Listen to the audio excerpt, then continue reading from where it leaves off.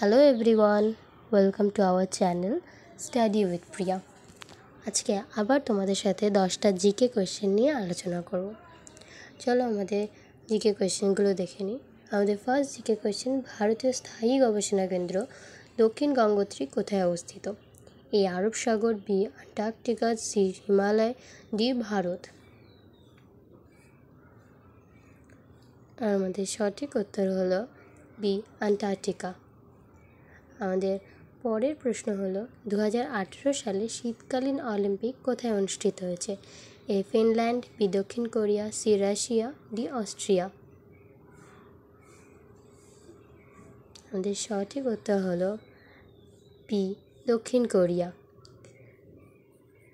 3 নম্বর প্রশ্ন, Indian Republican army কে প্রতিষ্ঠা করেছিলেন? A Chittaranjan Das, B Rashbehari Bose, C Subhas Chandra Bose, D Surya Sen. আমাদের সঠিক উত্তর হলো ডি সূর্য সেন। আমাদের 4 নম্বর প্রশ্ন, কোন সালে নেতাজি সুভাষচন্দ্র বোস দেশ ত্যাগ করেন? এ 1943, বি 1942, সি 1941, ডি 1940। আমাদের সঠিক উত্তর 1941। আমাদের 5 নম্বর প্রশ্ন, ভারতীয় সংবিধানে 35A ধারা কোন রাজ্যের সাথে সম্পর্কযুক্ত? A Jammu Kashmir, B Karnataka, C Assam, D Paschimbanga. আমাদের সঠিক উত্তর হলো এ জম্মু কাশ্মীর। আমাদের 6 নম্বর প্রশ্ন হলো, পাল বংশ কোথায় রাজত্ব করেছিল? A Bihar, B Madhya Pradesh, C Delhi, D Maharashtra. আমাদের সঠিক উত্তর হলো এ বিহার।